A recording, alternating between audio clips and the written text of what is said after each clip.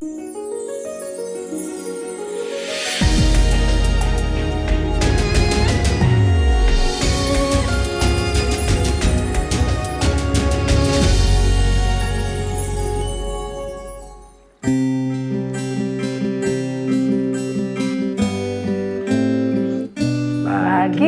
Tuhan tak ada yang mustahil. Bagi Tuhan tak ada yang tak mungkin. Mujizatnya disediakan bagiku. Ku diangkat dan dipulihkannya.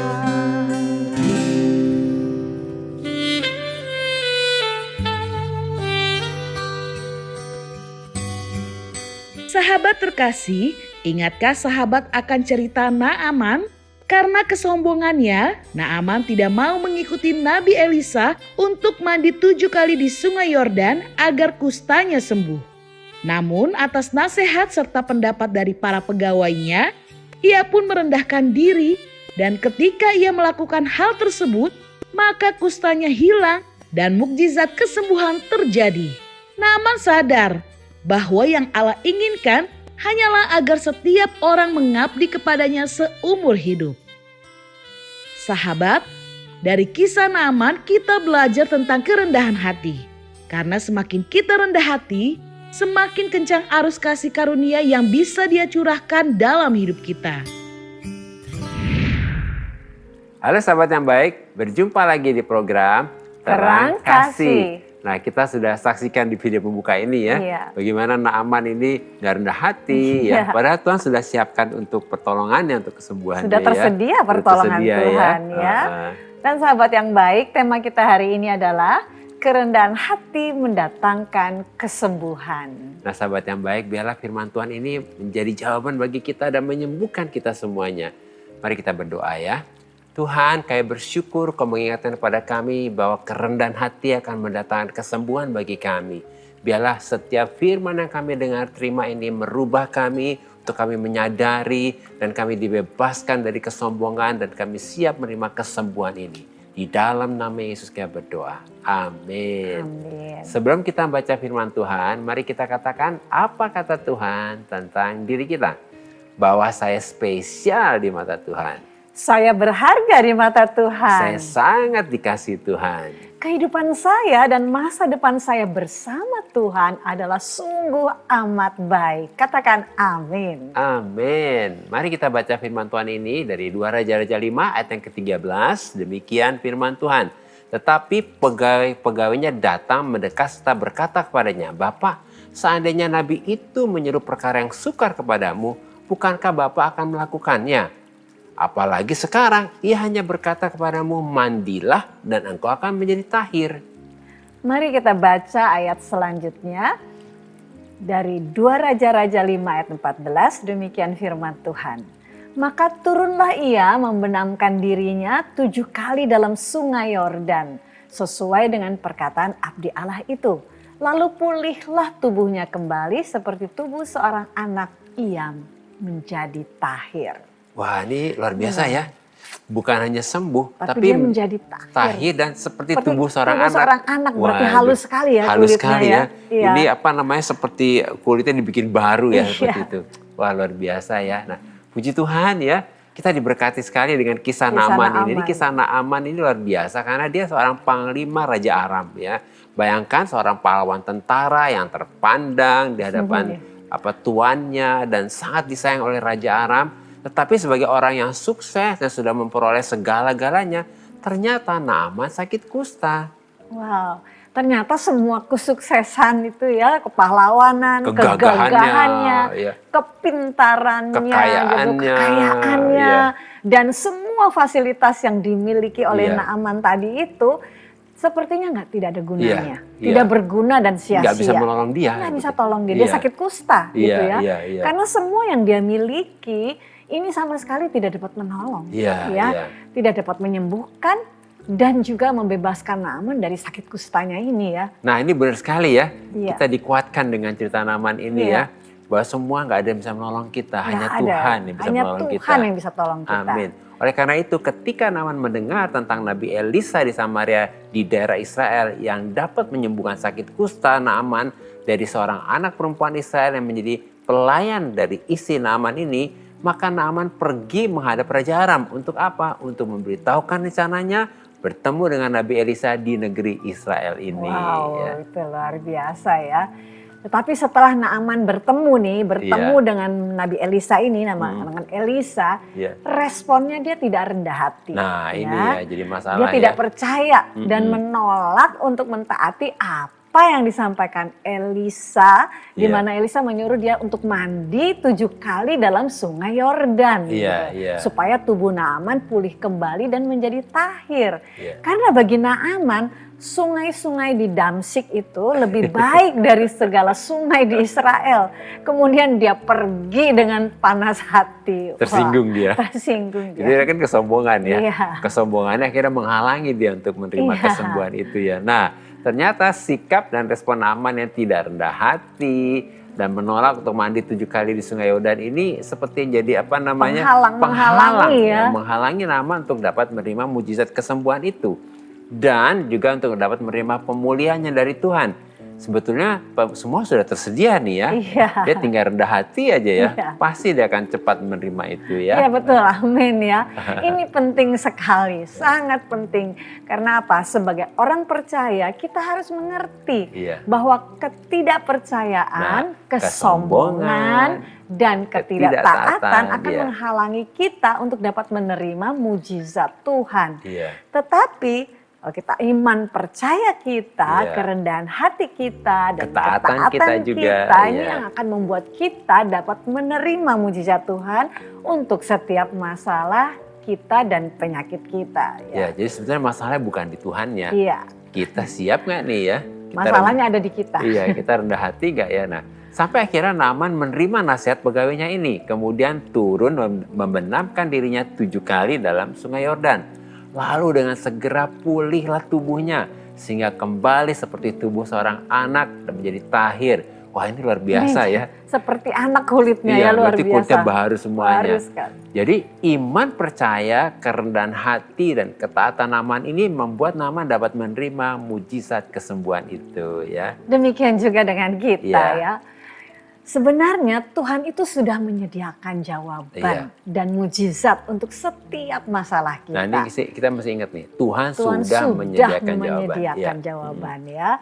Dan untuk masalah kita, untuk penyakit kita, tetapi Tuhan lebih tertarik ya bagaimana melihat hati kita, bukan masalah kita. Bagaimana sikap hati kita? Bagaimana sikap hati kita? Betul, apakah kita percaya atau tidak? Apakah kita rendah hati atau sombong? Apakah kita taat atau tidak? Nah ini ada satu firman yang menguatkan kita ya. Dari 2 Raja-Raja 5 ayat yang ke-15. Demikian firman Tuhan. Kemudian kembalilah ia dengan seluruh pasukannya kepada abdi Allah itu. Setelah sampai tampillah ia ke depan Elisa dan berkata, sekarang aku tahu bahwa di seluruh bumi tidak ada Allah kecuali di Israel. Karena itu terimalah kiranya satu pemberian dari hambamu ini. Nah inilah respon dan pengakuan Naaman yang akhirnya mengakui bahwa sekarang dia tahu bahwa di seluruh bumi tidak ada Allah kecuali di Israel. Wah luar biasa ya. Oleh karena itu dia membawa pemberian kepada Elisa. Tetapi Elisa menolak pemberian Naaman. Sebab mujizat Tuhan tidak bisa diperoleh dengan uang. Nah ini penting banget ya. Mujizat tidak Tuhan bisa dibeli dengan uang. Tetapi dengan iman. Jadi mujizat terjadi karena iman. Dan kerendahan hati serta ketaatan. Amin. Nah, melalui renungan singkat ini kita dapat menyimpulkan bahwa Tuhan sudah menyediakan semua jawaban dan mujizat untuk setiap masalah kita dan penyakit kita. Dan Tuhan melihat bagaimana iman percaya kita, kerendahan hati kita, dan ketaatan kita bukan kepada masalah kita. Sebab bagi Tuhan tidak ada yang mustahil. Sahabat yang baik, demikianlah firman Tuhan untuk hari ini. Jangan kemana-mana, pastikan tetap ada di Terang Kasih.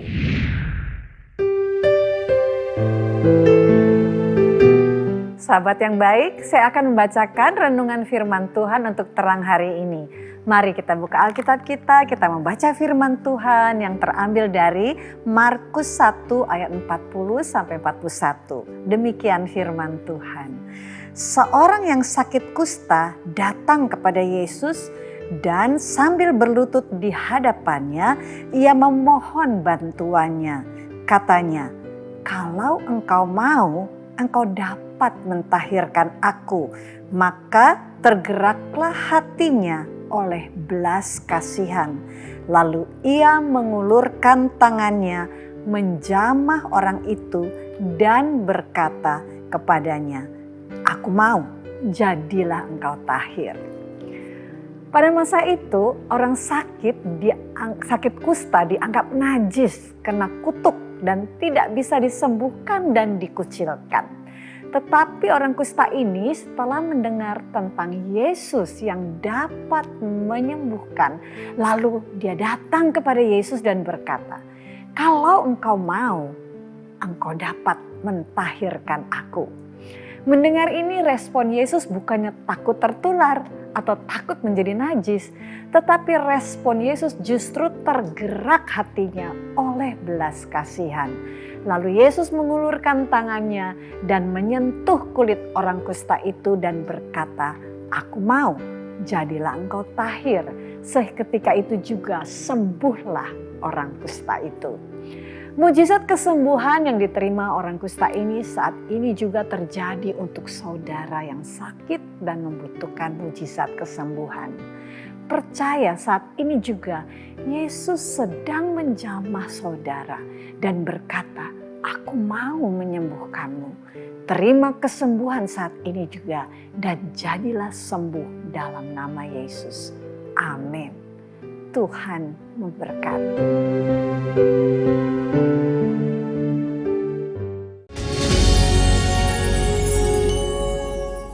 Halo sahabat yang baik, berjumpa kembali dalam acara Terang Kasih dengan tema kerendahan hati mendatangkan kesembuhan.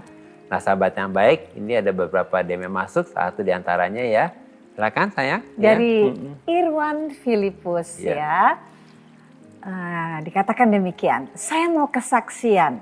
Dulu saya fokusnya hanya kerja dan kerja.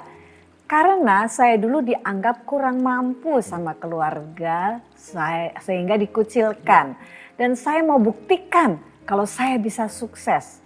Sampai suatu hari saya terkena penyakit mah akut dan hampir mau meninggal. Saat itu adik sepupu saya datang menjenguk dan entah kenapa saat itu saya cerita banyak tentang kepahitan saya sehingga sampai terbaring di sini. Adik saya akhirnya memberi nasihat untuk belajar tentang memaafkan. Karena sebenarnya penyakit tersebut pasti dari pikiran. Akhirnya saya mulai mengampuni keluarga saya yang jahat kepada saya. Mulai dari situ hidup saya berubah. Pekerjaan saya sukses, saya dipertemukan pendamping hidup yang saya sayang, dan hubungan saya dengan keluarga juga kembali akur. Semua berkat tangan Tuhan yang bekerja dalam hidup saya. Tuhan memberkati. Wah, luar biasa Iwan ya, puji Tuhan. Sangat memberkati ya. Aduh, terima kasih Iwan buat kesaksiannya yang sangat memberkati. Biarlah kesaksian ini juga memberkati sahabat-sahabat yang baik yang sedang menyaksikan acara Terang Kasih ini. Sesuai dengan tema kita hari ini bahwa kerendahan hati mendatangkan kesembuhan. Sebab mengampuni adalah respon kita untuk rendah hati. Sehingga membebaskan kita dari kepahitan ya. Amin ya. Dan dari penyakit. Karena ketika kita mengampuni, maka ada kasih karunia Tuhan yang bekerja menolong kita untuk membebaskan dan menyembuhkan kita ya. Amin. Sebab ketika kita menolak untuk mengampuni, kita menjadi tidak bisa menguasai diri, kita menjadi pahit dan sebetulnya kita membuka pintu untuk diserang oleh iblis gitu ya. Akhirnya jadi penyakit dan masalah-masalah yang lain jadi semua masuk datang kepada kita, semua masalah itu datang ya. Karena dalam Amsal 25 ayat 28 dikatakan demikian. Dalam versi The Passion Translation. Ini dalam versi The Passion Translation dikatakan demikian. Kalau kamu hidup tanpa kendali Iya. dan tidak dapat menguasai kemarahanmu, Iya. kamu sama tidak berdayanya seperti sebuah kota dengan pertahanan yang runtuh terbuka terhadap serangan.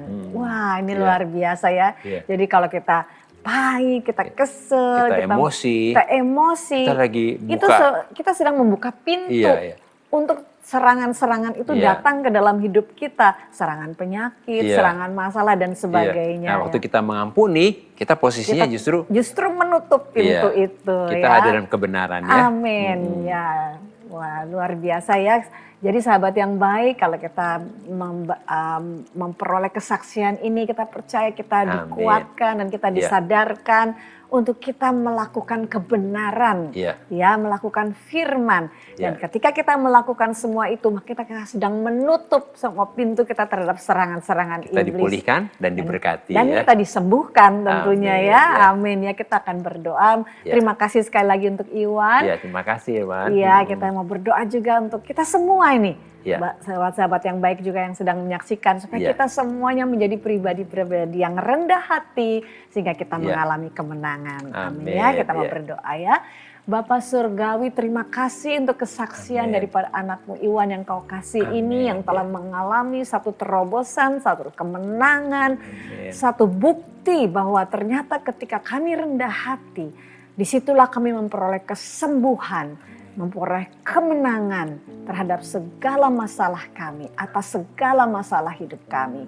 Itu sebabnya hari ini kami berdoa untuk juga saudara kami Iwan, supaya saudara kami ini terus berjalan di dalam kemenangan demi kemenangan. Bahkan juga bagi sahabat-sahabat yang baik yang saat ini menyaksikan Tuhan acara ini, kami percaya kesaksian ini memberkati kami semua dan memberikan satu kesadaran untuk kami hidup rendah hati di hadapan Engkau. Biar kasih karunia dan anugerah-Mu memampukan kami semua untuk kami tetap rendah hati di hadapan-Mu. Sehingga kami menjadi pribadi-pribadi yang menerima anugerah, kasih karunia, dan kemenangan atas segala masalah kami, atas segala apapun yang kami hadapi di tengah kehidupan kami.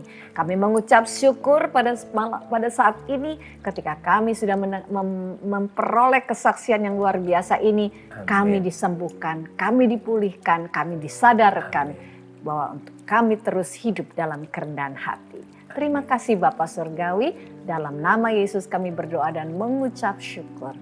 Amin. Amin. Nah, ini ada yang berikutnya, kita akan baca dari Andika Agustinus ya. Selamat malam juga Andika. Selamat Shalom malam. ya. Berharap sudah menyaksikan program Terang Kasih ini. Saya jadi teringat waktu saya memimpin di kantor lama saya. Saat itu saya termasuk pimpinan yang otoriter. Kalau saya bilang A, semua harus menurut. Dan tidak ada yang boleh membantah. Dan saya paling tidak bisa menerima saran dari bawahan saya. Karena saya merasa lebih pintar. Tapi saat saya menerapkan sikap yang otoriter, makin banyak pegawai yang resign dan omset kami juga menurun. Saya pun akhirnya mendapat teguran juga dari atasan. Sampai satu malam saya sedang stres-stresnya ini, ada OB saya yang mengantarkan minum untuk saya. Entah kenapa kami mulai bercerita dan akhirnya saya mulai mendengarkan dan mendapatkan banyak cerita tentang diri saya yang otoriter, membuat banyak pegawai tidak nyaman untuk bekerja. Saya rasanya tertampar sekali setelah obrolan itu. Saya mohon ampun sama Tuhan dan keluar dari tempat itu untuk menembus kesalahan saya. Dan sekarang puji Tuhan saya sudah menjadi pemimpin yang lebih baik ya. Wah, puji Tuhan luar ya. biasa ya, puji Andika, Tuhan ya. kesaksiannya luar biasa ya. Iya. Jadi ternyata setelah dia bertobat, rendah hati, Tuhan memulihkan semuanya Iya, ya. dan disadarkan gitu sehingga Ini kerendahan penting hati banget. itu boleh ada padanya ya, luar penting biasa banget, ya. Terima kasih buat kesaksiannya Andika, sangat memberkati. Karena Tuhan tidak suka dengan penindasan. Iya. Ingat ini penting ya, sahabat yang baik juga sudah menyaksikan. Tuhan tidak suka dengan penindasan, kekerasan, dan merendahkan orang lain. Iya. Ya. Karena ini sama juga dengan apa? Kesombongan, ya. ya. Karena kita menganggap kita lebih baik dari orang Iya. lain. Sebab setiap manusia berharga di mata Tuhan. Ini penting ya. Kita memperlakukan setiap manusia itu dengan baik ya. Amin. Dan bersyukur kalau Andika diberi kasih karunia untuk bisa rendah hati. Ya, Iya. menyadari kesalahannya, segera bertobat dan berubah untuk melakukan yang benar. sesuai dengan tema hari ini ya, bahwa kerendahan hati mendatangkan kesembuhan ya. Amin. Dan ketika Andika melakukan hal itu, Andika menerima anugerah Tuhan, disembuhkan, dipulihkan dan hidup di dalam berkat Tuhan ya. Amin. Dan ini untuk menguatkan Andika juga sahabat yang baik, di dalam firman Tuhan berkata demikian, Yakobus 4 ayat 6. Tetapi kasih karunia yang dianugerahkan kepada kita lebih besar daripada itu. Karena itu ia katakan, Allah menentang orang yang congkak tetapi mengasihani orang yang rendah hati ya. Di ayat ini berkata bahwa kalau kita sombong, congkak kita berhadapan dengan Tuhan ya. Tapi Tuhan mengasihani, bahasa aslinya Tuhan memberikan anugerah, kasih karunia kepada orang yang rendah hati. Nah, sahabat yang baik, kita sudah dengar kesaksian dari Andika ini.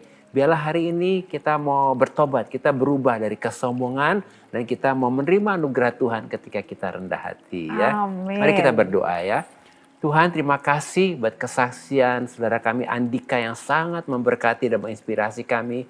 Betapa Kau mengingatkan kepada kami supaya kami tidak menjadi orang yang sombong, tapi kami menjadi orang yang rendah hati. Dan kami percaya hari ini sahabat yang baik juga mendengar kesaksian ini, bertobat dan berubah untuk menjadi rendah hati. Dan kami percaya ketika kami rendah hati, Tuhan memberikan kepada kami kasih karunia untuk kami hidup di dalam berkat dan anugerah Tuhan. Hal ini kami serahkan ke dalam tangan-Mu, kami percaya Tuhan anugerah-Mu turun buat Andika dan setiap pribadi sahabat yang baik yang menyaksikan ini, sehingga kami semua dipulihkan dan hidup dalam berkat Tuhan. Dalam nama Yesus kami berdoa. Amin. Amin. Karena hidup kita kan ada limitnya gitu ya, yang Tuhan sudah kasih ke kita gitu. Sampai satu titik saya melihat, oh ya, apa yang menjadi tujuan hidup saya selama ini, kerja untuk cari uang demi kebahagiaan itu nggak ada artinya. Apapun saat itu misalnya saya punya uang banyak pun suami saya nggak bisa hidup lagi. Dulu dengar orang, oh iya aku dulu nggak punya beras, itu yang kita dengar, tapi saat ini kita benar-benar ngalami. Walaupun mungkin kondisi seperti itu, tapi tetap sukacita. Karena apa? Kita merasakan pemeliharaan Tuhan, ajaibnya Tuhan itu kita alami di sini. Apapun yang kita harus jalani itu adalah kedaulatan Tuhan dan kita harus tetap mensyukuri.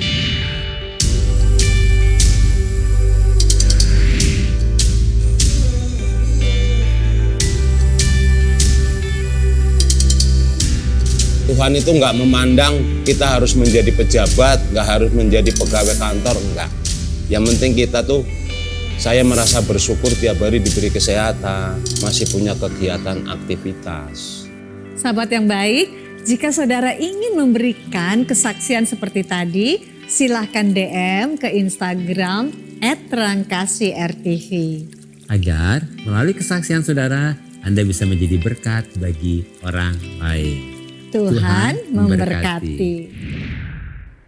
Sahabat yang baik, terima kasih buat respon dan DM-nya kepada kami ya dalam acara Terang Kasih ini. Terima kasih. Terima kasih ya. Dan saat ini mari kita kembali diingatkan sesuai dengan renungan kita.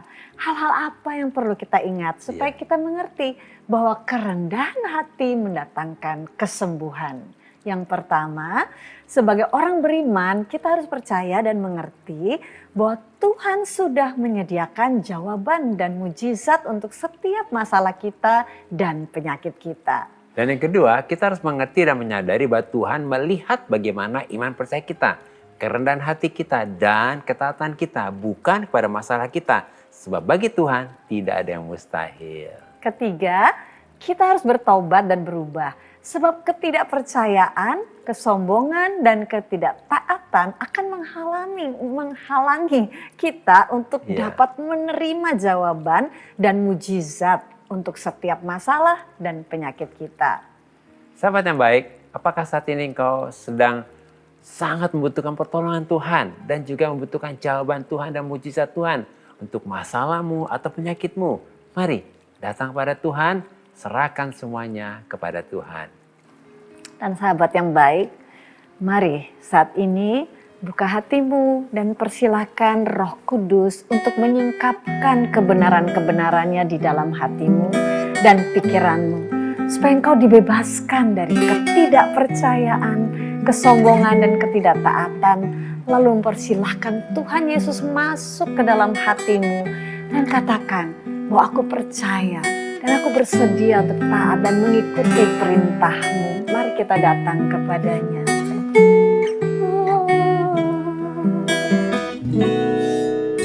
Hidupku berubah saat ku jumpa Dia, karena ku sadari kasih anugerahnya, tangannya yang kuat menggenggam diriku. Dia bawaku selalu dalam kemenangan. Aku percaya akan firman-Mu, aku percaya akan janji-Mu, aku percaya akan kuasa-Mu, aku percaya, aku percaya. Sungguh Bapa, kami sangat bersyukur oleh anugerah Tuhan Roh Kudus menolong dan memampukan kami untuk hidup dalam kerendahan hati, percaya dan taat dengan apa kata Tuhan yang adalah firman Tuhan dan janji Tuhan, bahwa bagi Tuhan tidak ada yang mustahil. Kami percaya dan kami deklarasikan bahwa saat ini juga kami menerima pertolongan Tuhan, jawaban Tuhan dan mujizat Tuhan untuk setiap masalah kami dan penyakit kami yang sudah disediakan oleh Tuhan untuk kami. Sebab di atas kayu salib semua sudah selesai. Dalam nama Yesus, amin. Terima kasih sahabat yang baik sudah setia menyaksikan program Terang Kasih. Sampai jumpa kembali di episode selanjutnya. Tuhan memberkati. Aku percaya akan firman-Mu, aku percaya akan janji-Mu, aku percaya akan kuasa-Mu, aku percaya, aku percaya.